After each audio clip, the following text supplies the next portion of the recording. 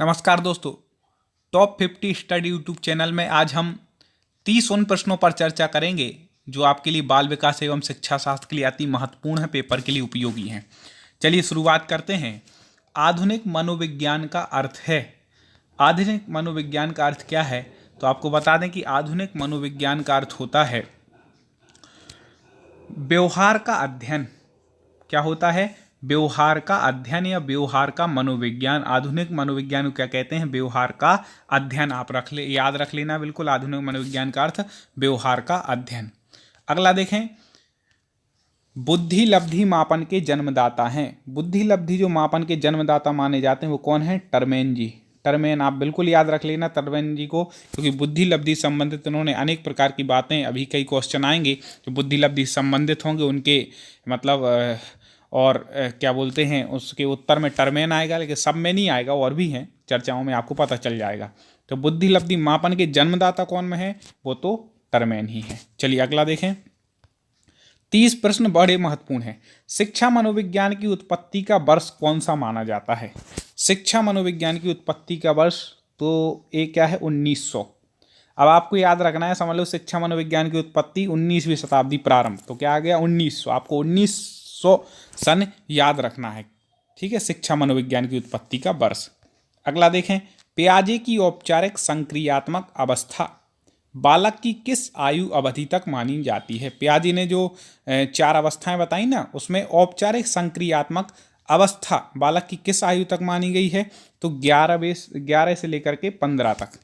11 वर्ष से 15 वर्ष तक औपचारिक संक्रियात्मक अवस्था है। अगला देखें, जड़ बुद्धि वाले बालक का आईक्यू को बोलते हैं बुद्धि लब्धि कितनी होती है? तो आपको बता दें दोस्तों, उससे पहले मैं बता दूं, सब्सक्राइब जरूर कर लें हमारे चैनल को। प्रतिदिन आपको पर्यावरण हो गया, हिंदी हो गया, या फिर बाल विकास शिक्षा शास्त्र में विशेष प्रश्न जो बिल्कुल महत्वपूर्ण है, पूछे गए हैं पिछले पेपरों में, तो वो आपको बताएंगे, इसलिए सब्सक्राइब कर लें, बेल आइकन को दबा लें। चलिए, तो आपको बता दें कि 71 से कम जड़ बुद्धि वाले वाला का आयु कितना? 71 से कम क्यों है? क्योंकि आपको बता दें, जड़ बुद्धि मतलब होता है मूर्ख, जिनकी बुद्धि जड़ है, तो 71 से कम उनकी मतलब बुद्धि लब्धि होती है। अगला देखें, गर्भ में बालक को विकसित होने में कितने दिन लगते हैं? टोटल कितने दिन लगते हैं गर्भ में बालक को विकसित होने में? तो उसका उत्तर हो जाएगा 280 बी। ठीक है, 280 हो जाएगा, लगभग 9 महीने 10 दिन का आप मान के चलें, तो 280 दिन आपको याद रखना है। गर्भ में बालक को विकसित होने में इतना टाइम लगता है। नवजात शिशु का भार कितना होता है? पिछले पेपरों में कई बार पूछा जा चुका है। आपको याद होना चाहिए कि नवजात शिशु का भार 8 पाउंड का होता है। सब्सक्राइब करके बेल आइकन दबा लीजिएगा, अगला वीडियो आपका जानकारी लग जाएगी। ठीक है, अगला देखें, बुद्धि के बहुकारक सिद्धांत के प्रतिपादक हैं। बुद्धि का बहुकारक सिद्धांत पर अभी अपन ने बुद्धि लब्धि के जन्मदाता किसको पढ़ा था? टरमैन को। तो बुद्धि के बहुकारक सिद्धांत के प्रतिपादक भी कौन है? टरमैन। ये ऐसे ही हम आपको रिलेट करके बताते जाएंगे, जिससे आपको याद रहे। तो बुद्धि का जो बहुकारक सिद्धांत है उसके प्रतिपादक कौन है? टरमैन जी। और बुद्धि के जन्मदाता भी कौन है? टरमैन जी। बिल्कुल आप ऐसे ही याद रखिए। उपनयन संस्कार किस शिक्षा काल में किया जाता था? कौन सा वो शिक्षा काल था जब उपनयन संस्कार होते हैं? सबको पता होगा, वैदिक काल। ठीक है, प्राचीन समय में वैदिक काल में उपनयन संस्कार होता था।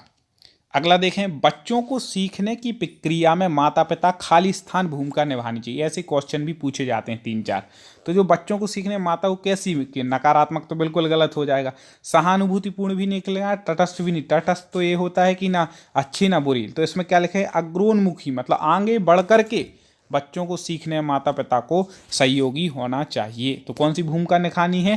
अग्रोन्मुखी। आपको इन शब्दों के यदि अर्थ पता होगा तो आप अच्छे से लगा पाएंगे। हम हर वीडियो में आपको कुछ शब्दों के अर्थ बताएंगे, जैसे यहाँ पे बतला दिया। आगे देखें, पियाजे के अनुसार निम्नलिखित में से कौन सी अवस्था है जिसमें बच्चा अमूर्त संकल्पनाओं के विषय में तार्किक चिंतन करना आरंभ करता है? पियाजे ने जो अवस्थाएं बताई हैं उसमें से बच्चा, वो कौन सी अवस्था जब बच्चा अमूर्त संकल्पनाओं के विषय में तार्किक चिंतन करता है? अमूर्त संकल्पनाओं के विषय में, तो भाई अवस्था है औपचारिक संक्रियात्मक अवस्था। इसके पहले पढ़ चुके हैं।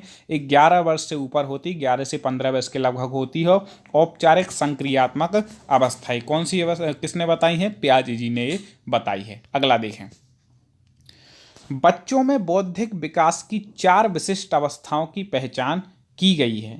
अभी हमने बताया था कि बच्चों में बौद्धिक विकास की 4 अवस्थाएं किसने बताई, पियाजे ने, पहले ही बता चुके। ऐसे आपको रिपीट होगा तो दिमाग में बिल्कुल बैठेगा, बिल्कुल बिठा लें दिमाग में जो क्वेश्चन ही है, ठीक है। तो बच्चों के बौद्धिक विकास की 4 विशिष्ट अवस्थाओं की पहचान किसने बताई है, पियाजे ने।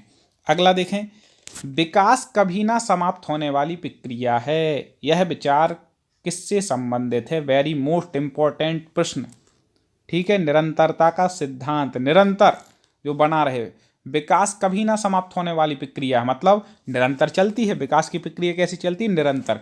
तो किस सिद्धांत, यह विचार किससे संबंधित है, निरंतरता के सिद्धांत से यह विचार संबंधित है, ठीक है।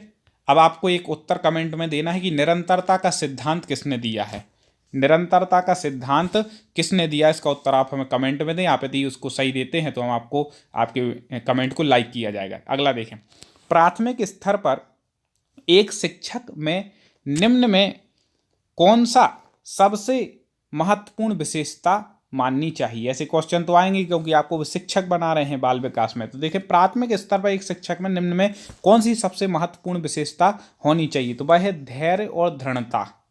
आपको ऐसे लगेंगी और भी सही है, लेकिन आपको इन 4 में सबसे परफेक्ट उत्तर वहां पर बताना पड़ता है। तो धैर्य होनी चाहिए और दृढ़ता होनी चाहिए, धैर्यता पूर्वक, दृढ़ता पूर्वक वह बच्चों को ज्ञान दे, शिक्षक में होना अनिवार्य है।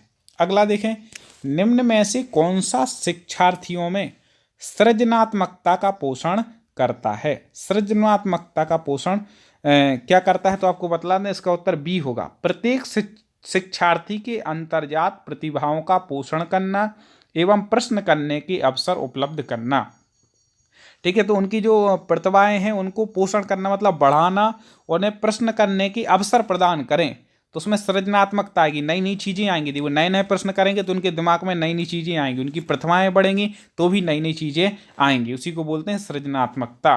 तो ठीक है, इसका उत्तर क्या हो जाएगा, बी बिल्कुल इसका सही उत्तर हो जाएगा। अगला देखें, वह अवस्था जब बच्चा तार्किक रूप से वस्तुओं व घटनाओं के विषय में चिंतन कर, तार्किक रूप से करता है, सही है, नहीं है, क्यों है, कैसा है, तो वह कौन सी अवस्था है, तो वह है मूर्त संक्रियात्मक अवस्था। कौन सी अवस्था है, मूर्त संक्रियात्मक अवस्था वह है जब बच्चा तार्किक रूप से वस्तुओं घटनाओं के विषय में चिंतन करता है।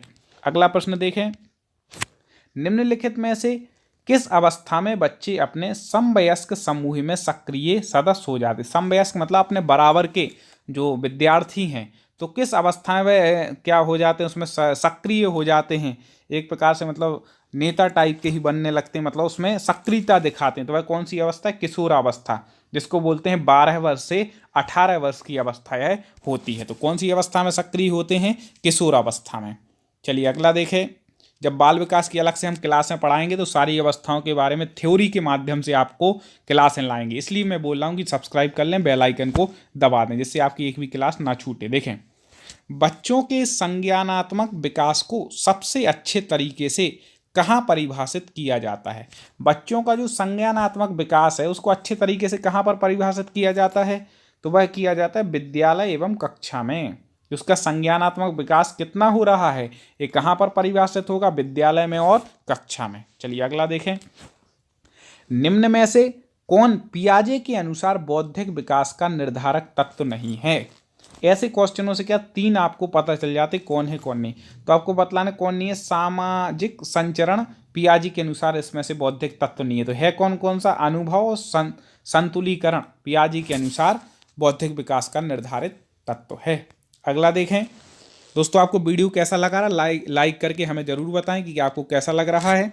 बालकों की सोच अमूर्तता की अपेक्षा मूर्त अनुभवों व प्रत्ययों से होती है, यह अवस्था है।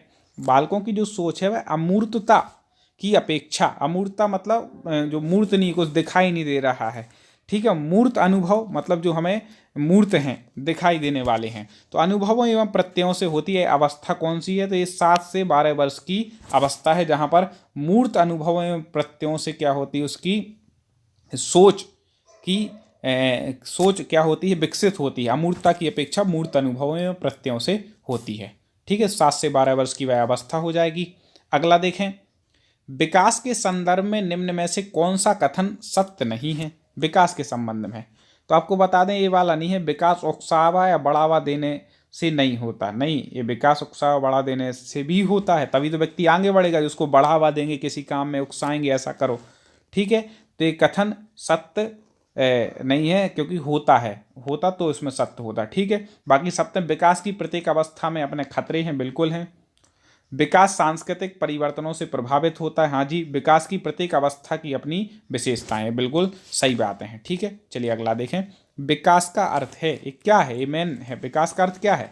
तो आप देखें, परिपक्वता एवं अनुभवों के फलस्वरूप होने वाले परिवर्तन की श्रृंखला। परिपक्वता एवं अनुभवों के फलस्वरूप होने वाली परिवर्तनों की श्रृंखला क्या है, विकास है, यही विकास का अर्थ है। ये मोस्ट क्वेश्चन आ गया। खिलौनों की आयु कहा जाता है किसको, पूर्व बाल्यावस्था को क्या कहा जाता है, खिलौनों की आयु। याद रखिएगा, पूर्व बाल्यावस्था क्या है, खिलौनों की आयु है। ठीक है, इसमें खिलौने ही से खेलते रहते हो, कुछ करते ही नहीं है इस अवस्था में। अगला देखें, उत्तर बाल्यावस्था में बालक भौतिक वस्तुओं के किस आवश्यक तत्व में परिवर्तन समझने लगते हैं। आगे हम एक वीडियो लाएंगे जिसमें हर बाल्यावस्था की एज बताई जाएगी। ठीक है, अगले वीडियो में देखेंगे। उत्तर बाल्यावस्था में बालक भौतिक वस्तुओं के किस आवश्यक तत्व में परिवर्तन समझने लगते हैं। उत्तर बाल्यावस्था में किसने, द्रव्यमान में, संख्या में और क्षेत्र, ये जो भौतिक वस्तु, इनमें क्या समझने लगते हैं, परिवर्तन। किस किस में, द्रव्यमान, संख्या और क्षेत्र। अगला प्रश्न देखें,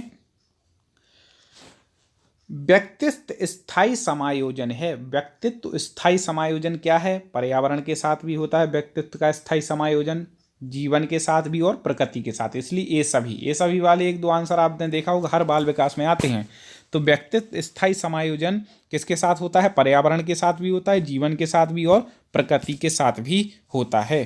तो इस प्रकार से दोस्तों 25 प्रश्नों पर हमने चर्चा की। 5 प्रश्न का इसमें एक पीडीएफ छूट गई है, तो वो अगले उसमें हम आपको वो प्रश्न ले लेंगे। तो ऐसे 30 प्रश्न लेकर के आपको आने वाले हैं, और ऐसे महत्वपूर्ण प्रश्न हैं कि आपको परीक्षा में इनमें से प्रश्न पूछे ही जाएंगे। नियम से आप बिल्कुल लगा के रख लीजिएगा, क्योंकि पहले भी हमने जो आप लोगों को बताए हैं वो आए हैं। तो इस चैनल से भी आप जुड़ें और इसको सब्सक्राइब करें, लाइक करें, और इसकी लिंक को और दोस्तों तक शेयर करें। जितने ज़्यादा लोग जुड़ेंगे उतनी अच्छी पढ़ाई आप तक हम लेकर के आएंगे। सभी लोग इसी तरह जुड़ते रहें और तैयारी करते रहें। जय हिंद।